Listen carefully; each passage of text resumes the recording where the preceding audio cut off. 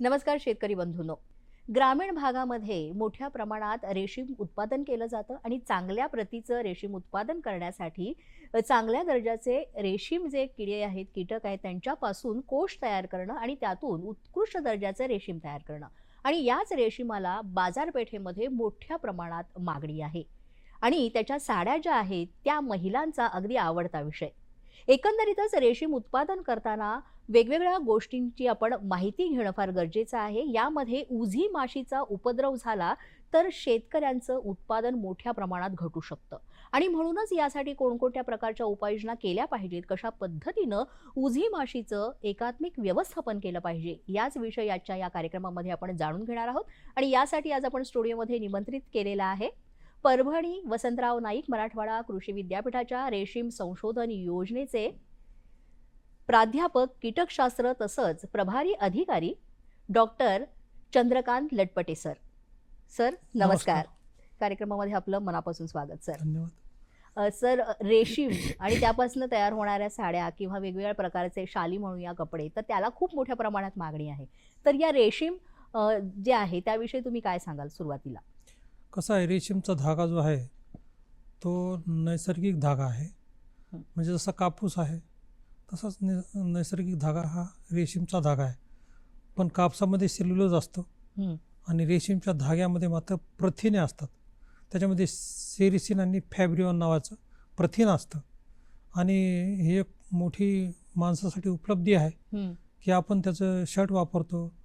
जसं कपडा कॉटनचा होतो तसा रेशीमची पण साडी होते आणि त्याला खूप मोठी मागणी, जागतिक दर्जामध्ये खूप मोठी मागणी आहे. 57% जवळजवळ मिक्स फायबर रेशीमचं वापरतात. त्याच्यानंतर 37% कॉटन वापरतात. त्याच्यानंतर 5% ऊल मिक्स असतं किंवा 2% कम्प्लीट ऊल असतं आणि सेल्युलोज फायबर असतं आणि 0.2% रेशीम आहे फक्त पूर्ण जगात. म्हणून भरपूर मागणी आहे त्याची आणि कधीही न संपणारी मागणी आहे. त्यामुळे रेशीमला महाभारत रामायणामध्ये पण उल्लेख आहे. त्यामुळे निश्चितच खूपच महत्त्वाचा विषय आहे. म्हणजे अनादी काळापासून रेशीमचा वापर आपण करतोय आणि रेशीम उत्पादनाकडे जास्तीत जास्त शेतकऱ्यांनी वळणं सुद्धा गरजेचं आहे, कारण त्याला चांगल्या दर्जाच्या रेशीमला चांगला भाव नेहमीच मिळत असतो. यामध्ये जर आपण रोजगाराच्या संधी पाहायला गेलं सर, तर कशा पद्धतीने उपलब्ध आहेत रोजगाराच्या संधी? नाही, ह्याच्यात कसं आहे की खेड्यामधून रोजगार होणं, उपलब्ध होणं फार महत्त्वाचं आहे. आणि देशामध्ये 80% शेतकरी असे आहेत की लहान आणि मध्यम भूधारक आहेत. तर त्यांना रेशीम उद्योग 1.5 एकर 2 एकर वर करण्यासाठी निश्चित आपण प्रशिक्षण देणं पण गरजेचं आहे. 4 कृषी विद्यापीठापैकी आम्ही वसंतराव नाईक मराठवाडा कृषी विद्यापीठ परभणी येथे रेशीम संशोधन योजनेअंतर्गत आम्ही प्रशिक्षण देतो. आणि कसं आहे की पीक पद्धती बदल ही काळाची गरज आहे. म्हणजे कापूस, ऊस, सोयाबीन ह्याच्यानंतर काय जर असं विचारलं आपण तर रेशीम आहे मी असं म्हणेन. कारण कसं आहे की आता मोठ्या प्रमाणावर कापसामध्ये पण खूप प्रश्न निर्माण झाले आहेत. बोंडाळीचे असतील प्रश्न किंवा कापूस वेचणीचा आता खूप मोठा प्रश्न आहे किंवा पाऊस जास्त झाल्यामुळे आता बोंड सडतायत किंवा भरपूर प्रश्न आहेत. म्हणजे एक तर रोजगार निर्मिती जरी होत असली तरी आता खेड्यातून मजूर उपलब्ध होत नाहीत कापूस वेचण्यासाठी म्हणा ह्याच्यात. आणि सोयाबीनचं पण आता सोयाबीन महाराष्ट्रामध्ये 50 लाख हेक्टरवर सोयाबीनची लागवड आहे, 43 लाख हेक्टरवर कापूस आहे आणि 35 लाख हेक्टरवर ऊस आहे.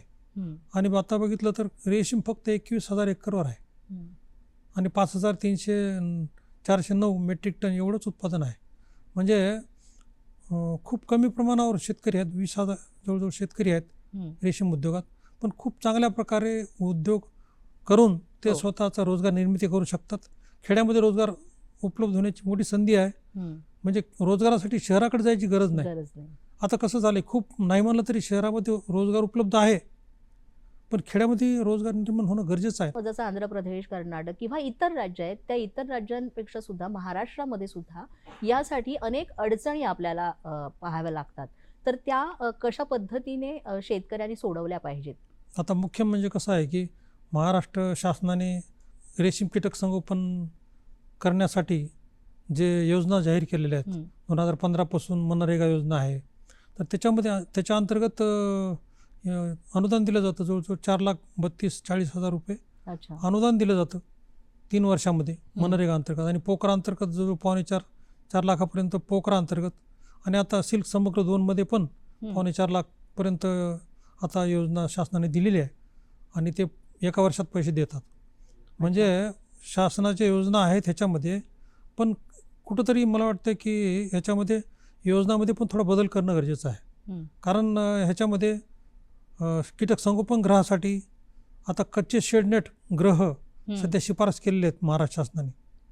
तर हे कीटक जो आहे ना, तो थंड रक्ताचा प्राणी आहे, रेशीम कीटक, आणि त्याला तापमान आणि आर्द्रता मेंटेन करणं गरजेचं आहे संगोपन ग्रहात. कच्चं शेडनेट ग्रह जर असेल तर त्याच्यामध्ये हिवाळ्यामध्ये 6 डिग्री टेम्परेचर जात असेल तर तुम्हाला 15 ते 20 डिग्री वाढावं लागेल, 25 ते 28 डिग्री करावं लागेल, तरच ते संगोपन करता येईल. 22 ते 28 डिग्री टेम्परेचर तापमान पाहिजेत संगोपन करण्यासाठी. म्हणजे आणि ह्युमिडिटी त्या संगोपन ग्रहामध्ये 80 ते 85% पाहिजे. आणि कच्च्या शेडनेटमध्ये ते मेंटेन होत नाही.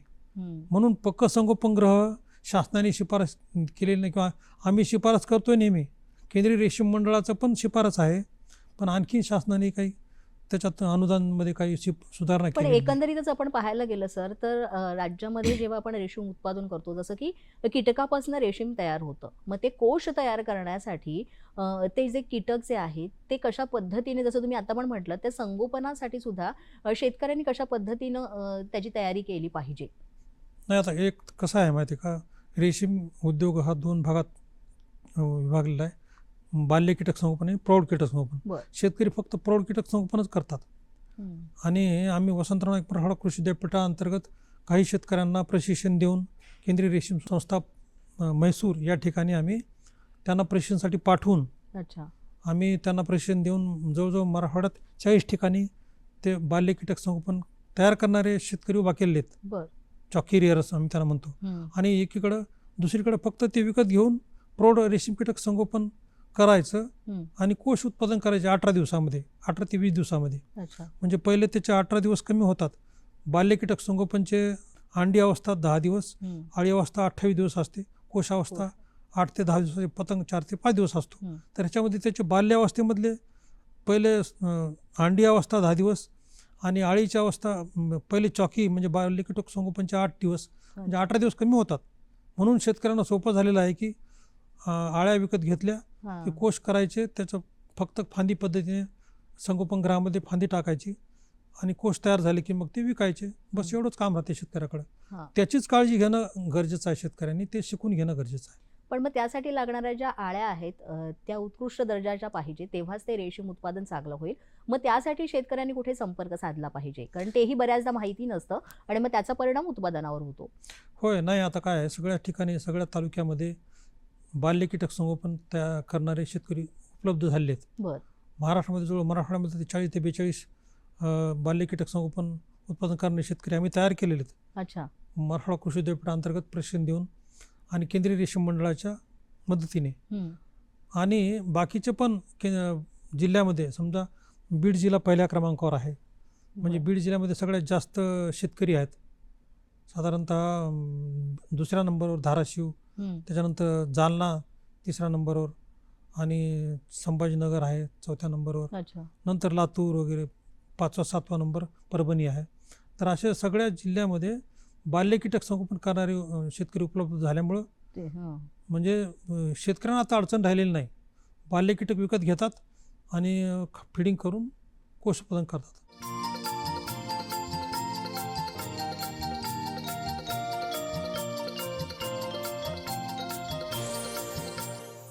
म्हणजे हे लक्षात ठेवलं पाहिजे शेतकऱ्यांनी. होय. पण मग बऱ्याचदा काय होतं सर, की जसं कीटक आहेत, इतर कीटकांचा म्हणजे परोपजीवी आणि परपरोपजीवी या कीटकांचा सुद्धा मोठ्या प्रमाणात प्रादुर्भाव जाणवतो रेशीम किड्यांवर.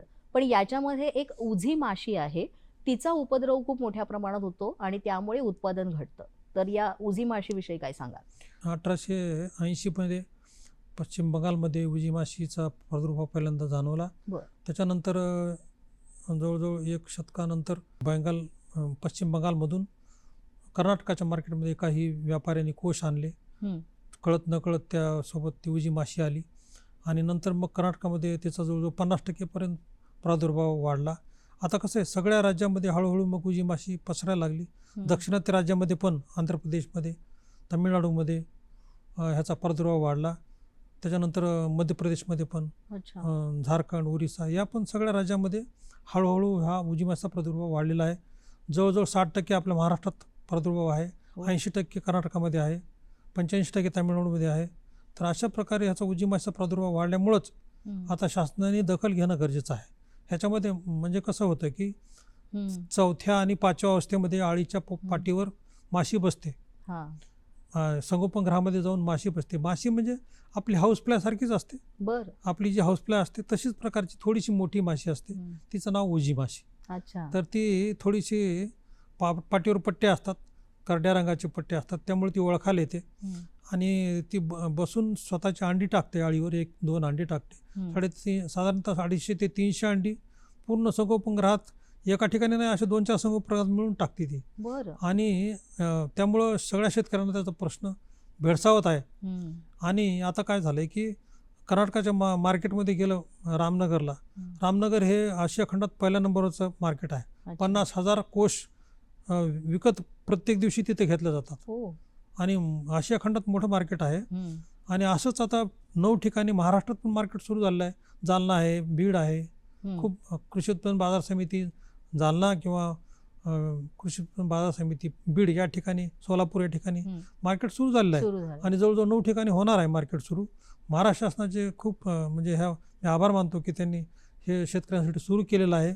पण मार्केटमध्ये गेल्यानंतर पण काही आपल्या त्या आळ्या बाहेर निघालेल्या दिसतात कोशातून. तर एक शेतकऱ्यांना भीतीचं वातावरण मनात निर्माण झालेलं आहे की हे आळीमुळं आपले कोश डॅमेज होत आहेत म्हणजे, आणि कोशांना भाव मिळत नाही. कोशाला छिद्र पाडून ती आळी बाहेर निघत असते. म्हणजे मोठ्या प्रमाणात उजी माशीचा प्रादुर्भाव जाणवतो आणि त्यामुळे शेतकरी मोठ्या प्रमाणात चिंतेत असतो. यामध्ये सुद्धा जैविक नियंत्रण आहे, त्याच्यामध्ये सुद्धा परोपजीवी आणि परपरोपजीवी कीटक म्हणजे काय नेमकं, आणि त्याचा कसा उपद्रव होतो आणि कशा पद्धतीने त्याचं पण नियंत्रण राखलं पाहिजे? प्रथम मी हे सांगतो की परोपजीवी म्हणजे काय आणि परपरोपजीवी म्हणजे काय हे सांगतो. कारण परोपजीवी म्हणजे एखाद जीवनक्रम पूर्ण करण्यासाठी एका दुसऱ्या जीवाचा उपयोग केला जातो. म्हणजे आपल्या शरीरावर डास बसतो, ते आपलं मारत नाही जीव, पण ते आपलं रक्त पितो. ढेकण असेल किंवा ऊ असेल डोक्यातली, तर हे आपल्याला काही मारत नाही जीव, पण आपला वापर करून त्याचा स्वतः जीवनक्रम पूर्ण करते. बरोबर. दुसरा हे परोपजीवी झालं. आता परपरोपजीवी म्हणजे समजा एखाद्या आळी रेशीमची कीटक आहे, तिच्या पाठीवर तो स्वतःची अंडी टाकते उजी माशी, आणि त्या अंडीतून आळी ज्यावेळेस बाहेर निघते त्यावेळेस ती आळी त्या रेशीम कीटकाच्या पोटात जाते आणि त्या रेशीम कीटकाला मारून टाकते. म्हणजे जीवनक्रम पूर्ण करायसाठी ते त्या होस्टचा जीव घेते. हा फरक आहे परोपजीवी आणि परोपजीवीमध्ये. आणि मारून टाकते म्हणजे अशा प्रकारचे ब्रॅकॉन हिबिटर किंवा ब्रॅकॉन ग्रीनी हे एक्टोलार्वल पॅरासिटॉइड आहेत. आणि ही जी उजी माशी जी आहे ते एंडोलार्वल पॅरासिटॉइड म्हणजे आळीच्या पोटात जाऊन ती खाणारी, आळीला पूर्ण मारून टाकणारी आणि नंतर कोशात पण जाते. 4थ्या-5व्या अवस्थेमध्ये जर प्रादुर्भाव झाला तर ती कोश तयार करते आळी रेशीम कीटकाची, आणि तिच्या पोटात ही पण कोश असतोच, उजी माशीचा कोश असतोच, आणि ती आळीला मारून मग पुन्हा कोशात जाते, कोश फोडून बाहेर निघते. अशा प्रकारचं नेचर ऑफ डॅमेज आहे त्याचं. म्हणजे खूप मोठ्या प्रमाणात प्रादुर्भाव आहे. मग याचं जर आपण म्हणजे एकूणच जर आपण पाहायला गेलं तर उजी माशीमुळे खूप मोठं नुकसान तर होतच. मग याचं उपाययोजना ज्या आहेत तर आता हे कोश मी आता सांगत होतो की बाहेर निघते आळी, म्हणजे आळी रेशीम कीटकाच्या पोटातून बाहेर निघाल्यानंतर संगोपनगृहात फिरते मातीमध्ये ते लपून बसते किंवा क्रॅक्समध्ये कुठं भळी असतील त्या ठिकाणी मध्ये कोष तयार करते, लाल रंगाचे कोष असतात. तर हे कोष मारण्यासाठी दुसरा एक कीटक आहे, अच्छा. म्हणजे तिच्यावर जगणारा आणखीन हायपर पॅरासाईट म्हणतो आपण त्याला. म्हणजे पॅरासाईटवर पुन्हा एक पॅरासाईट, बरं. त्याला आपण हायपर पॅरासाईट म्हणतो. तर त्या परोपजीवी कीटकावर दुसरा एक आणखीन निसोलॅनक्स थॅमस नावाचा कीटक आहे. तर त्याचं केंद्रीय रेशीम संशोधन प्रशिक्षण संस्था म्हैसूर या ठिकाणून आम्ही त्याचं कल्चर आणून परभणीला त्याचं संगोपन करतो. 2023 मध्ये 7 सप्टेंबरला माननीय कुलगुरू डॉक्टर इंद्रमणी सर यांच्या हस्ते प्रयोगशाळेचं उद्घाटन करून आम्ही ते मराठवाड्यात प्रथमच सुरू केलेलं आहे. आणि त्याचं संगोपन करून आम्ही शेतकऱ्यांना पण पुरवतो, म्हणजे जेणेकरून हे कीटक उजी माशीचा नायनाट करू शकतील. आता हे सोडायची पद्धत कशी आहे मी थोडक्यात सांगतो. ते ॲक्च्युअल कसं आहे की हे जे लपणारे उजी माशीचे कोष आहेत, मी आता सांगितलं त्याचं उजी माशीचा जीवनक्रम हा 22 ते 24 दिवसात पूर्ण होतो, 20 ते 22 दिवसामध्ये पूर्ण होतो. तर ह्या कालावधीमध्ये हुडकून ही निसोलॅनक्स थॅमस नावाचे सोडलेले कीटक आहेत.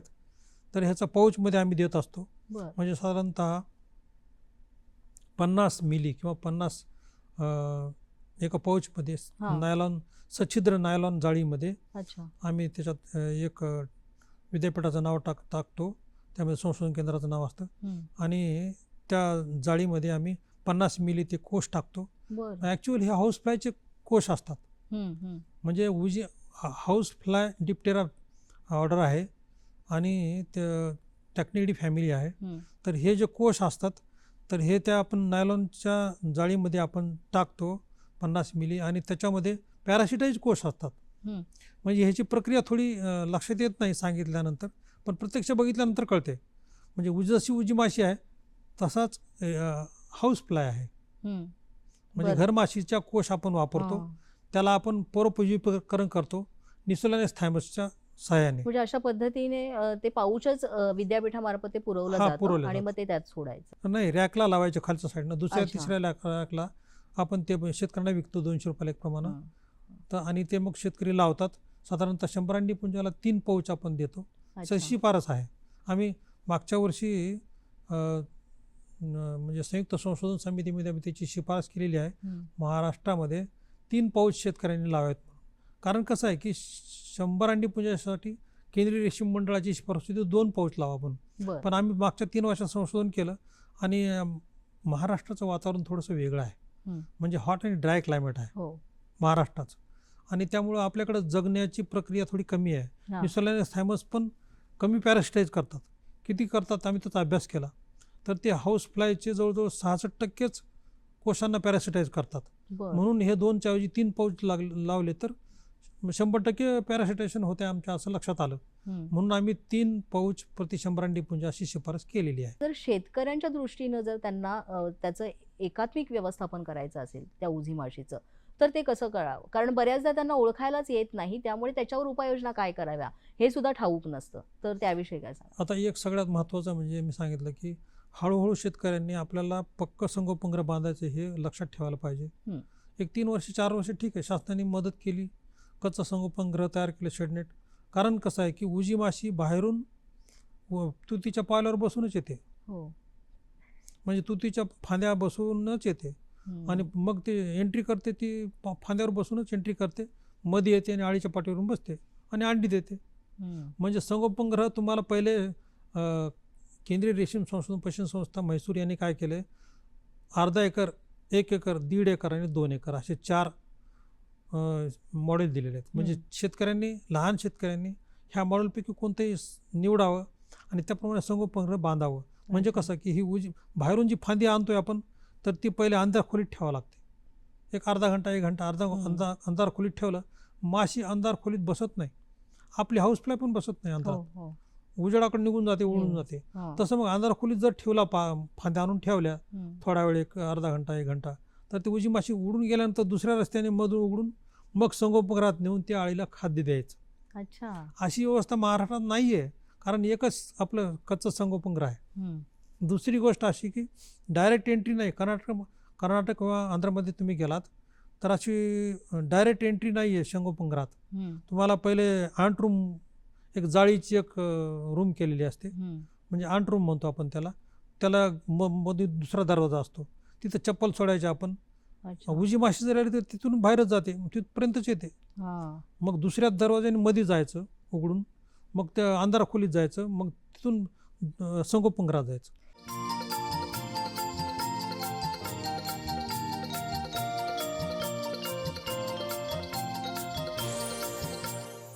म्हणजे तिथे पण स्वच्छता राखणं फार गरजेचं आहे. होय, होय. आणि जसं तुम्ही म्हणालात त्याप्रमाणे जर शेतकऱ्यांनी अशा पद्धतीने संगोपन केंद्र बांधली आणि तिथे ते स्वच्छता राखली तर त्याचा उपद्रव होणार नाही. वाळूचं संगोपन म्हणजे कच्चं शेडणं आहे ना, खाली वाळू असते, मुरुम असतो, वर पत्र असतात. आता आमची शिफारस आहे की सिमेंटचे पत्र लावावेत किंवा कौलारूचं तुम्ही छप्पर करावं, किंवा बाजूला जे आहे ते तुम्ही बांधकाम करून हळूहळू पहिले 4 फूट घेतात शेतकरी, वर शेडनेट बांधतात. पण हळूहळू त्याला पूर्ण करणं गरजेचं आहे. त्याच्यामध्ये स्लायडिंग विंडो टाकून तुम्ही हळूहळू त्याला पक्क संगोपनगृह केलं म्हणजे कसं की मध्ये 15 फूट हाईट, बाजूला 12 फूट हाईट, आणि कौलारू जर केलं तर बऱ्यापैकी खाली आणि वरच्या साईडला खिडक्या ठेवून क्रॉस व्हेंटिलेशन ठेवता येतं. अच्छा. म्हणजे ह्याच्यात कसं असतं, 100 अंडी पुंजामध्ये 60,000 अळ्या असतात, 200 अंडी पुंजामध्ये 1,20,000, 300 अंडी म्हणजे 1,80,000. तर ह्याचं कार्बन डायऑक्साईड घेणं, ऑक्सिजन घेणं, कार्बन डायऑक्साईड सोडणं, तर हे क्रॉस व्हेंटिलेशन होणं गरजेचं आहे संगोपनगृहात. म्हणून पक्क संगोपनगृह आवश्यक आहे आणि खालीवर क्रॉस व्हेंटिलेशन आवश्यक आहे. हे कच्च्या शेडनेट गृहामध्ये व्यवस्थित होत नाहीये. एक तर थंडी किंवा तापमान आर्द्रता मेंटेन होत नाही, उजी माशीची एंट्री पण होते, आणि खाली क्रॅक्स किंवा असेच भरपूर म्हणजे माती राहते किंवा वाळू राहते. तर हे सगळं दुरुस्त करून त्याला पक्की फरशी करणं, चोकून नाली करणं, त्यात पाणी खेळतं राहील, तापमान आर्द्रता मेंटेन होईल. मुंग्या विहिरी पण शेडनेटमध्ये तुमच्या रॅकच्या खाली ठेवावं लागतं, म्हणजे याच्या मुंगी एंट्री करणार नाही. बाजूला पण पक्क संगोपनगृह असेल तर उंदीर किंवा बाकीचे पण एंट्री होत नाही. तर असं सगळ्या गोष्टीचं महत्व आहे. म्हणजे इतर जे कीटक आहेत त्यांचा सुद्धा उपद्रव होत नाही. त्यामुळे शेतकऱ्यांना जर किंवा नवीन जे युवा तरुण शेतकरी आहेत त्यांना सुद्धा जर रेशीम उत्पादनामध्ये यायचं असेल किंवा संपूर्ण हाच रेशीम उद्योग म्हणून स्वीकारायचा असेल तर त्यासाठी काय तुम्ही त्यांना संदेश द्याल? नाही, ह्याच्यात महत्त्वाचा मी आता सांगतोय की कोणताही पीक पद्धती असेल, कापूस असेल, ऊस असेल, सोयाबीन असेल, तर ही लोकप्रिय होण्यासाठी विद्यापीठाचा सपोर्ट फार महत्त्वाचा असतो. म्हणजे तंत्रज्ञान जर पक्क राहिलं तर शेतकरी उभा राहतो. म्हणजे जसं कापूस आला, 444 आली पहिल्यांदा नांदेड 44, त्या खूप मोठ्या प्रमाणावर मग शेतकऱ्यांनी कापूस वाढला. नंतर बीटी आली आहे की नाही, आता खूप बीटी पण आता खूप धोक्यात आली सेंद्रिय बोंडअळीमुळं. म्हणजे हळूहळू तसं तंत्रज्ञान वाढत गेलं. नंतर सोयाबीन आलं, जेवढं सोयाबीन झालं की आता खूप क्षेत्र वाढलं. पण एकच एक पीक पद्धती धोक्याची आहे. मी हे मोठा संदेश देऊ इच्छितो की एकच एक पीक पद्धती धोक्याची आहे. तर डायव्हर्सिफिकेशन इन फार्मिंग म्हणजे तुम्ही बाकीचं रेशीम उद्योग असेल, कुक्कुटपालन असेल किंवा शेळीपालन असेल किंवा दुग्ध व्यवसाय असेल, तर हे थोडं जर केलं तर तुमच्या आर्थिक बाजू बळकट होईल. शेतकऱ्याची आर्थिक बाजू बळकट होईल. आणि आपण दररोज ज्या हृदयद्रावक बातम्या ऐकतो, पेपरमध्ये वाचतो, तर ही ऐकायची किंवा वाचायची वेळ येणार नाही शेतकऱ्यावर. जे आत्महत्या करतात शेतकरी, ही वेळ निश्चितच येणार नाही. तर त्यांनी रेशीम उद्योगाचा अंगीकार करावा. अर्धा एकर असेल, 1 एकर असेल, तुम्हाला त्याच्यामध्ये दुप्पट, तुम्ही आता जे 7 एकरमध्ये 10 एकरमध्ये करतात तेवढंच उत्पादन तुमच्या 1.5-2 एकरमध्ये होईल. बरोबर. हे फार महत्त्वाचं आहे. कारण 1 एकरमध्ये साधारणतः तुम्ही 300 अंडी पुंज घेऊ शकता एका वेळेस. म्हणजे 300 अंडी पुंजाला 2 क्विंटल जरी कोष झाले, 60,000 रुपये कमीत कमी भाव धरला प्रति क्विंटल, तर 1,20,000 झाले. असे 5 पिकं जर घेतले, 12 म्हणजे 6 लाख रुपयाचे झाले. 1 एकरामध्ये 6 लाख रुपये कमी नाही आहेत निश्चितच. ऊस, कापूस, सोयाबीन किंवा हळद ह्यापेक्षा निश्चितच चांगले आहेत. त्याच्यामुळे शेतकऱ्यांनी ह्याच्याकडे विचार करावा. 1.5 एकर जर केलं त्याच्यात 500 अंडी पुंज एका वेळेस घेता येतात. म्हणजे 4 क्विंटल कोष एका वेळेस होतात. एका वेळेस 4 क्विंटल म्हणजे 24 2,40,000. तर असे तुम्ही त्याचं तुम्ही साधारणतः 8 लाखापर्यंत 5 पिकाचं तुम्ही म्हणजे 10 लाखापर्यंत 1.5 एकरमध्येच उत्पन्न घेऊ शकता. आणि टॉप इंजिनिअरिंग ग्रॅज्युएटला मी सांगतो की 7 लाखाचं पॅकेज आहे. शेतकऱ्यांनी असं कमी समजायची गरज नाही. 1.5 एकरचा जरी शेतकरी असेल तरी तो 8 लाखापर्यंत उत्पन्न घेऊ शकतो, 10 लाखापर्यंत उत्पन्न घेऊ शकतो. असे खूप शेतकरी आहेत की चांगल्या प्रमाणे उत्पन्न घेत आहेत. तर शेतकरी बंधूंनो, अशा पद्धतीनं जसं आपल्या सगळ्यांनाच माहिती आहे, रेशीम आणि रेशमापासून तयार झालेल्या कपड्यांना, धाग्यांना खूप मोठ्या प्रमाणात चांगला भाव आहे आणि मागणी सुद्धा आहे आणि ती मागणी कधीही न घटणारी आहे. त्यामुळे सरांनी सांगितलं त्याप्रमाणे आपण वेगवेगळे शेतीपूरक उद्योग किंवा शेतीमध्ये वेगवेगळी पिकं घेत असू, पण त्याबरोबरच छोट्याशा जागेमध्ये जरी सुद्धा आपण अल्पभूधारक असाल, त्यात जरी तुम्ही रेशीम उत्पादन घेतलं, त्याची कोश निर्मिती केली, तर त्याला सुद्धा खूप चांगला बाजारभाव तुम्हाला मिळू शकेल आणि चांगलं उत्पादन घेऊन तुम्ही त्यातून मोठ्या प्रमाणात उत्पन्न घेऊ शकाल. सर, तुम्ही आज इथे आलात आणि एवढं मोलाचं मार्गदर्शन केलं त्याबद्दल दूरदर्शनच्या सह्याद्री वाहिनीतर्फे आपले मनापासून आभार. धन्यवाद.